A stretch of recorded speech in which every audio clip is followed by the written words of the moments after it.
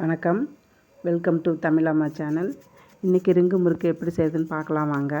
அதுக்கு ஒரு கப்பு பச்சரிசி மாவு எடுத்துக்கோங்க. மாவை நல்லா கடாயில் போட்டு நல்லா வறுத்து எடுத்துக்கோங்க. லேசாக வறுத்தா போதும், ரொம்ப வறுக்க தேவையில்லை.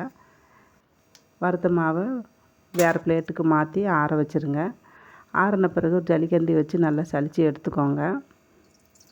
அதுக்கப்புறம் ஒரு கடாயில் 1.5 கப்பு தண்ணி விட்டு 1/2 டீஸ்பூன் மிளகாத்தூள், 1/4 டீஸ்பூன் மஞ்சத்தூள், 1/4 டீஸ்பூன் சீரகம், இந்த முறுக்குக்கு தேவையான அளவு உப்பு, பட்டர் கொஞ்சம், நான் எள்ளு போட்டிருக்கேன். உங்களுக்கு தேவைப்பட்டால் போடுங்க, இல்லைன்னா தேவையில்லைன்னா விட்டுருங்க.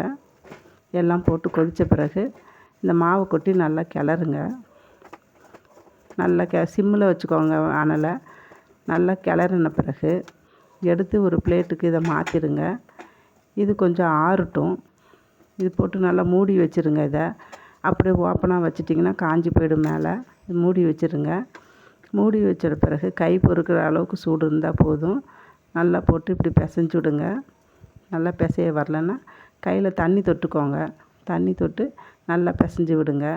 பிசைஞ்சு வச்சு கொஞ்சம் கொஞ்சம் மாவாக எடுத்து இந்த மாதிரி தேய்ச்சி கையில் ஒரு விரலை வச்சு இப்படி சுற்றி விட்டு இந்த 2 ஜாயிண்ட்டையும் வச்சு இப்படி அமுக்கி விட்டிங்கன்னா அவ்வளோதான், இந்த முறுக்கு ரெடி ஆகிடுச்சு. கையில் 2 கையில் வச்சு தேய்ச்சி இப்படியும் பண்ணலாம். கீழே வச்சு தேய்ச்சியும் பண்ணலாம், கையில் வச்சு தேய்ச்சி இந்த இது பண்ணலாம்.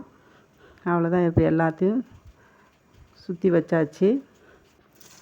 இது கொஞ்சம் கொஞ்சமாக எடுத்து எண்ணெய் காஞ்ச பிறகு எண்ணெயில் போட்டு பொரித்து எடுத்துக்க வேண்டியது தான்.